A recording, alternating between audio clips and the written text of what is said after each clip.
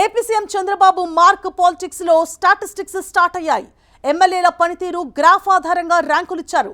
ఎమ్మెల్యేల పనితీరు, ప్రజల్లో వారిపై ఉన్న అభిప్రాయం, క్రమశిక్షణ, అవినీతి ఆరోపణలు, గెలుపు అవకాశాల ఆధారంగా సమగ్ర సర్వేలు చేయించారు. సీల్డ్ కవర్లలో ఆ నివేదికలు అందజేస్తున్నారట. ఉమ్మడి విశాఖ జిల్లాలో ముగ్గురు ఎమ్మెల్యేలది ది బెస్ట్ అన్న ప్రచారం ఊపందుకుంది.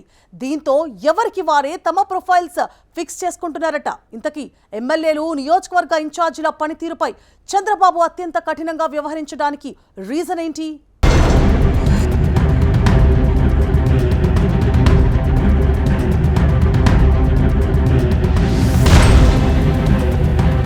ఆంధ్రప్రదేశ్లో టీడీపీ ఎమ్మెల్యేలు, నియోజకవర్గ ఇన్ఛార్జీల పనితీరుపై ముఖ్యమంత్రి నారా చంద్రబాబు నాయుడు అత్యంత కఠినంగా వ్యవహరిస్తున్నారు. పార్టీ ఎమ్మెల్యేల పనితీరు, ప్రజల్లో వారిపై ఉన్న అభిప్రాయం, క్రమశిక్షణ, అవినీతి ఆరోపణలు, గెలుపు అవకాశాల ఆధారంగా సమగ్ర సర్వేలు చేయించారు. సీల్డ్ కవర్లలో ఆ సమగ్ర నివేదికలు అందజేస్తున్నారు. నియోజకవర్గాలను A+, A, B గ్రేడ్లుగా విభజించారు. 21 నియోజకవర్గాలు A+ గ్రేడ్లో, 153 నియోజకవర్గాలు A గ్రేడ్లో, ఒక నియోజకవర్గం B గ్రేడ్లో ఉన్నట్లు సర్వేలో తేలింది. పనితీరు బాగాలేని, ప్రజల్లో వ్యతిరేకత ఉన్న సుమారు 37 మంది ఎమ్మెల్యేలకు, అలాగే ఇతర నివేదికల ప్రకారం 48 మంది ఎమ్మెల్యేలకు పనితీరు మెరుగుపరుచుకోవాలని, ప్రజలతో మమేకం కావాలని చంద్రబాబు సీల్డ్ కవర్ ద్వారా హెచ్చరికలు జారీ చేశారు. ఈ నివేదికల ద్వారా ఎమ్మెల్యేల పనితీరు, వారి లోపాలను వారికి అద్దంలో చూపించి మారకపోతే నష్టపోతారని తీవ్ర హెచ్చరికలు చేశారు. పెన్షన్లు, నిధుల పంపిణీలో ఎమ్మెల్యేలు పాల్గొనకపోవటం, నియోజకవర్గంలో గ్రూపు రాజకీయాలు, అనుచరుల అరాచకాలు సహించరాదని, చట్టాన్ని చేతుల్లోకి తీసుకుంటే ఉపేక్షించేది లేదని స్పష్టం చేశారు. మొదటిసారి ఎమ్మెల్యేల పనితీరుపై ప్రత్యేక శ్రద్ధ పెట్టారని టాక్. మంత్రులు, సీనియర్ నేతలతో 1-to-1 సమావేశాలు నిర్వహించి నివేదికల ఆధారంగా యాక్షన్ ప్లాన్ సిద్ధం చేశారు. మొత్తంగా పారదర్శకత, జవాబుదారీతనం లేకపోతే చర్యలు తప్పవని చంద్రబాబు ఫైనల్ వార్నింగ్ ఇస్తున్నారు.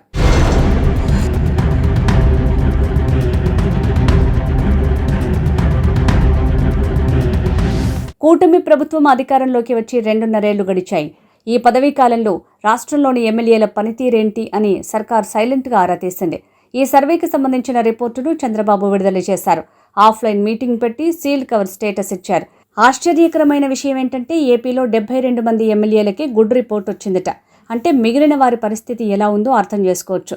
విశాఖ జిల్లా విషయానికి వస్తే విశాఖ తూర్పు నియోజకవర్గం ఎమ్మెల్యే వెలగపూడి రామకృష్ణబాబు 1వ స్థానంలో నిలవగా, పార్టీ రాష్ట్ర అధ్యక్షుడు గాజువాక ఎమ్మెల్యే పల్లా శ్రీనివాస్కి 2వ ర్యాంకు వచ్చిందట. విశాఖ దక్షిణ నియోజకవర్గ ఎమ్మెల్యే గణబాబుకు కొన్ని అంశాల్లో మొదటి ర్యాంకు, మరికొన్ని అంశాల్లో 3వ ర్యాంకు లభించింది. ఎమ్మెల్యే కోళ్ల లలిత కుమారికి 8వ స్థానం దక్కింది. మిగిలిన ఎమ్మెల్యేలు సీల్డ్ కవర్లు తెరిచి రిపోర్ట్ చూసుకుని గుట్టు చప్పుడు కాకుండా గూట్లో పెట్టేశారట. కానీ వారంతా బయటికి వచ్చి తామే మొదటి స్థానంలో ఉన్నామంటూ జనాలు, పార్టీ శ్రేణుల ముందు బీరాలు పలుకుతున్నారట.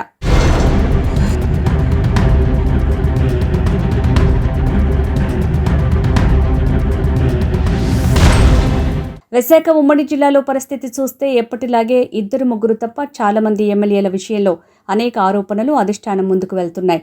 దీంతో ఒకంత సీరియస్గానే దృష్టి పెట్టిందట ఏపీ కూటమి ప్రభుత్వం. ఇక్కడ ప్రజలకు చేరువగా ఉండటమే కాకుండా కేంద్రం అందిస్తున్న పలు పథకాలను సద్వినియోగం చేసుకుంటూ ఎంపీలతో సమన్వయం అవుతున్న ఎమ్మెల్యేలు, వారికి సహకరిస్తున్న ఎంపీలు ఉన్న నియోజకవర్గాలలో పరిస్థితి ఆశాజనకంగానే ఉంది. కానీ ఎమ్మెల్యేలు వర్సెస్ ఎంపీల మధ్య వివాదాలు ఉన్న నియోజకవర్గాలలో ఇబ్బందులు పడుతున్నారట. ఇదిలా ఉండగా ఆయా నియోజకవర్గాలు వెనకబడుతున్నాయని పార్టీ గుర్తించింది. దీంతో ఎమ్మెల్యేలు, ఎంపీల మధ్య సమన్వయం కోసం కార్యాచరణ కూడా పూర్తయిందట. ఒక్కో ఎమ్మెల్యే ఒక్కో తరహా రాజకీయం చేస్తుండటాన్ని పార్టీ తీవ్రంగా పరిగణిస్తోందట.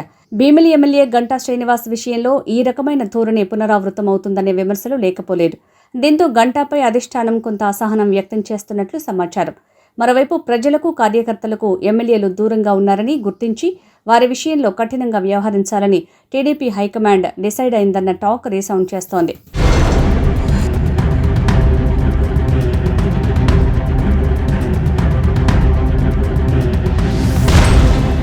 ఇప్పటికే విశాఖ సౌత్ ఎమ్మెల్యే వంశీకృష్ణ ప్రజలకు అందుబాటులో ఉండటంతో మంచి ర్యాంక్ సాధించుకున్నారట. కానీ వ్యక్తిగత ప్రయోజనాలపై ఫిర్యాదులు అందుతుండటంతో కాస్త అప్రమత్తంగా ఉండాలని సూచన చేసిందట అధిష్టానం. ఇక అనకాపల్లి జిల్లాలో మాత్రం హోమ్ మినిస్టర్, స్పీకర్ను మినహాయిస్తే మిగిలిన ఎమ్మెల్యేల పనితీరు మెరుగుపరుచుకోవాల్సి ఉందనే అభిప్రాయం వ్యక్తమైందట. టీడీపీ కష్టకాలంలో ఉన్నప్పుడు వైసీపీ హవా నడిచినప్పుడు కూడా 4 అసెంబ్లీ స్థానాలు విశాఖ నుంచి టీడీపీకి దక్కిన సంగతి కూడా ముఖ్యమంత్రి గుర్తు చేసుకున్నారట. అలాంటి విశాఖలో ప్రజలు మంచి మెజారిటీతో ఫలితాలు ఇచ్చారని, ప్రజాప్రతినిధులు కూడా మరింత బాధ్యతాయుతంగా పనిచేయాలని పార్టీ పెద్దలు సూచించారట. ఇంతకీ చంద్రబాబు సీల్డ్ కవర్ రిపోర్ట్ ఎవరెవరికి ఏ ర్యాంక్ ఇచ్చిందో, ఎవరెవరిని ఫెయిల్ చేసిందోనన్నది అత్యంత రహస్యమే. కానీ ఆ ప్రోగ్రెస్ రిపోర్టు ఆధారంగా ప్రజాప్రతినిధులు ఎలా సమన్వయం చేసుకుంటూ ముందుకు వెళ్తారో చూడాలి.